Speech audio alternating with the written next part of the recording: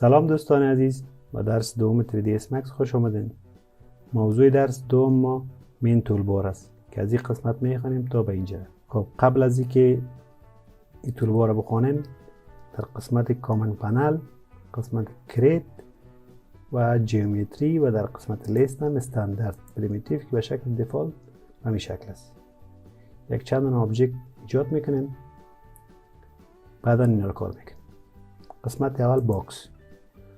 وقتی باکس انتخاب کردیم در ویوپورت خواسته باشیم ایجاد کرده میتونیم.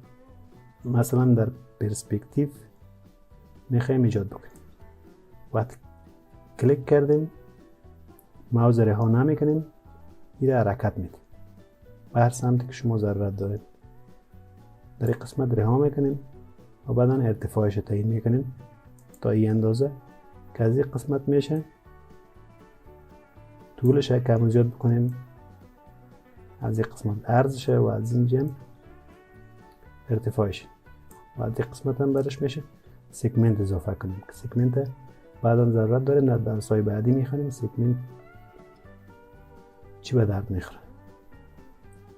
باکس در دو کلیک ایجاد شده. اگر خواسته باشیم یک اسفیر ایجاد بکنیم در یک کلیک ایجاد میشه. در یک کلیک ایجاد شده. اگر خواسته باشیم یک مخروط ایجاد بکنیم در 3 کلیک ایجاد میشه. یک ماوس رها میکنیم، حرکت میدیم 2، باز حرکت میدیم 3 که میشه از این قسمت تنظیم بکنیم. شوهای اولی و دومی از این قسمت تنظیم میکنیم، ارتفاعش هم از این قسمت. اینا رو با جزئیات بعدا میخوانیم. بسیار اشکالای زیاد داریم. قبل از اینکه از این قسمت شروع بکنیم، اول از قسمت سلکشن شروع میکنیم که تمام ابزارها رو میخوانیم. قسمت اول سلکت آبجکت. اگر بالای از این کلیک بکنیم، بالای هر آبجکت کلیک بکنیم، فقط ما آبجکت ما یا جسم ما سلکت میشه. اگر در این قسمت کلیک بکنیم برای ما سرچ میکنه به شکل فیلتر. اگر آبجکت خود نام داده باشیم در این قسمت نامش سرچ میکنیم، همون پیدا میشه، اوکی میکنیم، فقط همون آبجکت ما سلکت میشه که بعدا میخوانیم در این قسمت که چه قسم تغییر نام بدیم. راست کلیک میکنیم، رینیم میگیم، بسیار ساده، هر نامی که ضرورت داشتیم. خب انواع سلکشن در اینجا داریم، یک قسم، 2، 3، 4 که این قسمت هم مربوط سلکشن میشه، اما یا به شکل ترانسفورم است. خب قسمت دوم سلکشن است که به این شکل یک علامه هم در این قسمت هست، یک وکتوری خورد است. اگر در قسمت بالای از این کلیک بکنیم یک لیست برای ما ایجاد میشه. ماوس فشار داده یک تاش انتخاب میکنیم که به این اشکال میتونیم سلکشن انجام بدیم. قسمت اولی رو کار میکنیم به شکل مستطیلی. اگر به این شکل انتخاب بکنیم فرق نمیکنه که مکمل آبجکت انتخاب کرده باشیم. اگر به این شکل انتخاب کنیم، اگر مکمل آبجکت انتخاب نشده باشه سلکت نمیکنه. مثلا از این طرف انتخاب میکنیم، هر 3 آبجکت ما انتخاب شد. اگر از این طرف انتخاب بکنیم فقط یک آبجکت ما انتخاب میشه. در ورژن های قبلی وقتی که اینی به این شکل تغییر میکرد، اگر به این شکل انتخاب میکردیم یا از این طرف برای ما انتخاب میشد. اگر به این شکل میشد که مکمل جسم برای ما بگیره، وقتی که انتخاب بکنیم بازم انتخاب میشه. در ورژن 2021 نمیفهم چرا این مشکل پیش اومده، ولی کارآمد از این دوتا همی بوده. قسمت بعدی در اینجا به شکل دایروی است. به شکل دایروی میتونیم انتخاب بکنیم. اگر بازم از طرف چپ به راست انتخاب کنیم مکمل انتخاب نشده باشه سلکت نمیشه. اگر مکمل انتخاب شده باشه سلکت میشه. اما از طرف چپ اگر حرکت بدیم کم هم اگر انتخاب شده باشه سلکت میشه. و چند شکل دیگه داریم که زیاد قابل استفاده هم نیست. خب بازم به خاطر از اینکه معرفی شویم به این شکل و به این شکل و قسمت آخرم وقتی که کلیک کردیم دوباره یک کلیک در این صفحه میکنیم. به این شکل یک دایره برای ما ایجاد میشه. هر نقطه را که انتخاب کردیم دوباره در یک نقطه دیگه میریم انتخاب میشه. نقطه ای که از دایره ما خردتر باشه کلانتر باشه انتخاب نمیکنیم به این شکل. خب دوستای عزیز قسمت بعدی در اینجا سلکشن است به شکل فیلتر. به شکل دیفالت آل است. سلکشن فیلتر به شکل آل است یا عمومی است. اگر یک شکل مختلف داشته باشیم در این قسمت فرض کنین سرکل داریم، یک دایره داریم، مثلا یک استار یا ستاره داریم، در این قسمت میخوایم سلکشن انجام بدیم. از این قسمت تمام آبجکت های ما سلکت شده. اگر در این قسمت ما تنها جیومتری انتخاب کرده باشیم دوباره سلکشن انجام بدیم ببینید فقط جیومتری برای ما انتخاب شده. اگر شیپ انتخاب بکنیم سلکشن انجام بدیم تنها شیپ برای ما انتخاب میشه. این بسیار ما رو کمک میکنه که ما نظر به اشکال خود سلکشن انجام بدیم. دیگر طریقه وجود داره. خود در اینجا همین به شکل فیلتر است. طریقش همین است.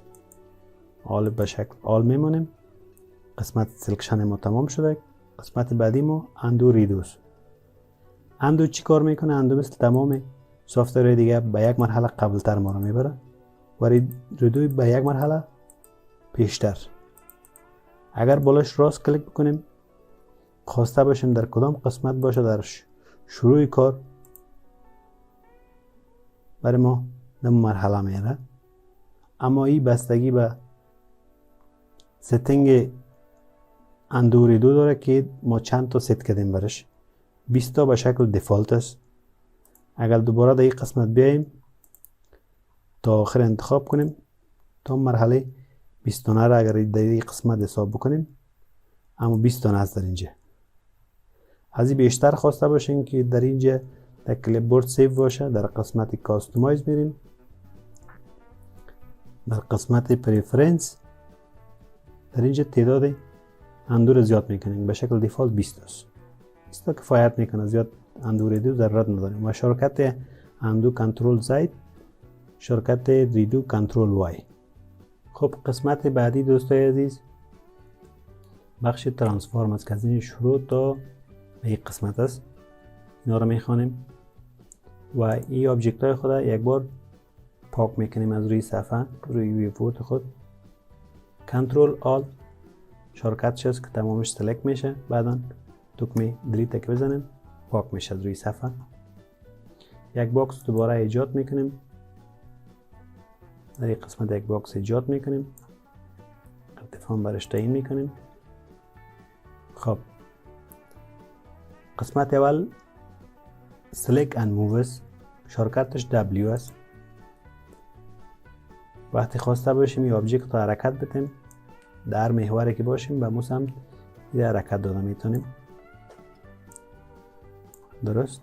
اگر در قسمت پرسپکتیو باشیم از طرف به این شکل، از طرف به این شکل و از این قسمت هم به هر نقطه‌ای که خواسته باشیم که از بیشتر هم کارآمد داره که بعداً کار میکنه. خب ابزار بعدی روتیت است. سلیک اند روتیت. فرض کنین یک تیپات یا چاینک رسم میکنیم در این قسمت. هر خواسته باشیم این روتیت بسازیم بالای روتیت کلیک میکنیم و سه محور میتونیم این روتیت بسازیم. بر طرفی که ضرورت داریم میتونیم روتیت بسازیم. بعدا تنظیمات بیشتر داریم که در اسنپ میخوانیم که به شکل خوبتر بتونیم روتیت بکنیم که اسنپ فعال باشه. خب قسمت بعدی در اینجا اسکیل است. Select an uniform scale به شکل یونیفرم. وقتی بالای از کلیک کنیم میتونیم منظم میره اسکیل بکنیم بزرگ شود، اما خود اندازه تغییر نمیکنه. فرض کنید شما در اینجا اندازه رو ببینید که شعاعش 24.300 چند است، اگر بزرگ میکنیم تغییر نمیکنه.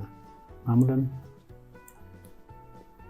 اسکیل به خاطر نقشای مهندسی رو وارد میکنیم، بعضی اوقات همخوانی نداره، مجبور هستیم که اسکیل بکنیم که از هر جهت میتونه میره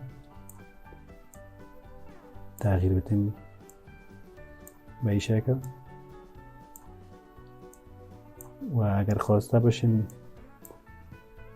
نان یونیفرم باشه، دومیر انتخاب میکنیم به شکل سلیک نان یونیفرم اسکیل که از این قسمت ها بگیریم به شکل متفاوت‌تر اسکیل میکنه که یونیفرم نیست، نظر به اشکال فرق میکنه. شما هر اشکال را که استفاده کنید تفاوت چه متوجه میشید به شکل. آخری را اگه انتخاب بکنیم به شکل سلیکن اسکواش، متفاوت‌تر از دیگه، شکل به یک شکل عجیب و غریب تغییر میده از هر جهتی که ما انتخاب بکنیم. خب قسمت بعدی در اینجا سلیک ان روتیت است. وقتی که بالای دی کلیک بکنیم میتونیم جسم خودت همزمان که سلیک کردیم روتیت بکنیم بدون از اینکه گزمو باشه. گزمو رو گفتم قبلا، اینمی محور مختصات یا کوردینات ما که به شکل XYZ است، این به نام گزمو یاد میشه. و میتونیم سلیک و موو بگوییم، سلیک موو. اما در گذشته یک بار سلیک میکردیم، باز بعد از اون موو میکردیم. آپشن های مختلف از دیگه بعض اوقات ضرورت میشه. قسمت بعدی در اینجا یک دراپ داون لیست است به شکل ویو، پرنت، لوکال. اینا رو بعدا میخوانیم. یک تفاوت دید در روی صفحه برای ما ایجاد میکنه که فعلا گنجایش نداره در این ویدیو. و آخرین قسمت ترانسفورم use pivot point center. خب فرض کنید که این آبجکت خود پاک میکنیم، یک باکس داریم در اونجا خوبتر مشخص میشه. یک باکس داریم به این اندازه و هر قسمت هم زوم میکنیم متوجه شویم. و از این قسمت وقتی که بالای موو کلیک بکنیم ببینیم گزمو در کدام قسمت است. در قسمت use pivot point center در مرکز است. پیوت پوینت در مرکز است. اگر دومیر انتخاب بکنیم برای ما متفاوت‌تر شده در کجاست؟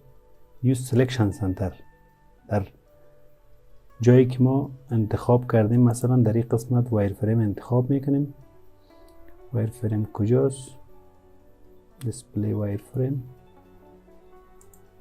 وایر فریم شما در این قسمت ببینید که در کجا قرار داره گزموی ما به شکل 3 بودی خوبتر معلوم میشه. اگر این در اولی باشه در پایین است. اگر در دومیر انتخاب بکنیم در مرکز جسم قرار میگیره.